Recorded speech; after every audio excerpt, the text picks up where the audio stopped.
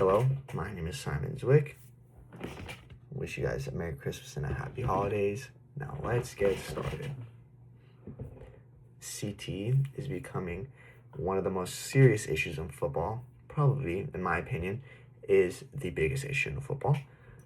Not a lot of people realize how much damage these repeated head hits can do to a person. So that is why I'm going to be talking about what CT is, what causes it, how it affects players, and what researchers are doing to prevent it. So first, what is CT?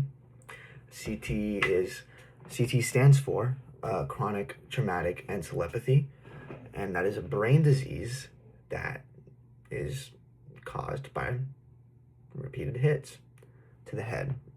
Specifically, football players are high risk of this because of repeated hits in practice and games. Some players are more prone to this than others, but it can still happen to anybody.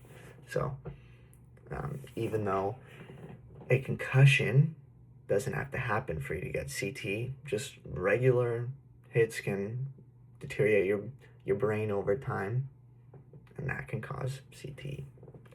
Now let's talk about what causes CT. Of course, CT is caused by repeated hits to the head, and a player doesn't need to be knocked out or diagnosed with a concussion for damage to occur. Over time, a harmful protein called tau builds up in the brain and basically deteriorates brain cells over time, which causes CT.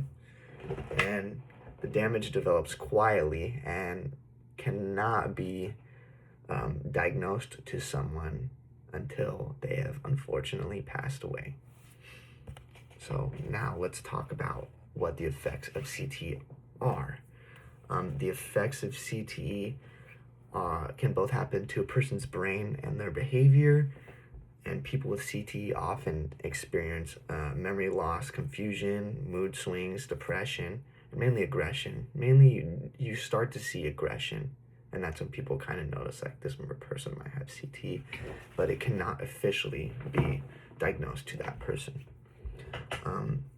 In worst cases, CTE can lead to suicidal thoughts, and one of the most well-known players with CTE, his name is Mike Webster, hit a clean slate throughout his career until he retired, and unfortunately just spiraled and suffered very serious memory problems and a lot of emotional issues, and unfortunately passed away at the age of 50 years old. And doctors found out after he passed away that he had CTE in his brain. So yeah, cannot be caught beforehand, which is a very big problem that people are trying to figure out. And that is why, lastly, I will be talking about what researchers are doing to prevent CTE. So finally, researchers are working hard to prevent CTE and find ways to diagnose it earlier. Scientists are developing new brain imaging technologies so that they can maybe detect CTE in people someday, hopefully. Right now, it can only be confirmed after death in an autopsy, but this research can give us hope to at least find a way to catch it earlier, and that can also lead to maybe finding not maybe a cure, but a medication that can help CTE be stopped. But the NFL has made changes to improving helmets, and you can check that out if you look up Virginia Tech. I believe Virginia Tech helmet testing. Look that up and you can see the best helmets. So if there are any parents or siblings in here that have siblings or children who want to play football, I would for sure check that out. You could find the best helmets on there. It'll give you the links and everything. But they're improving helmets and safety rules and kind of stricter concussion protocols.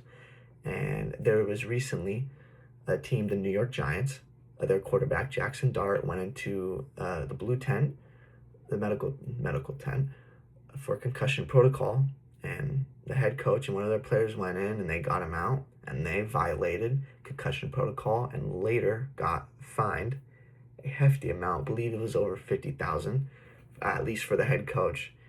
So not a good thing to do. And coaches and players and parents are realizing and becoming more knowledgeable to these risks, which helps create a safer environment for all athletes. In conclusion, CT is a very serious disease that is caused by hits repeated to the head, especially in football. It damages the brain, changes behavior, and can ruin players' lives long after their careers end. But with growing research and better safety measures, we can work toward protecting athletes and preventing long-term brain damage.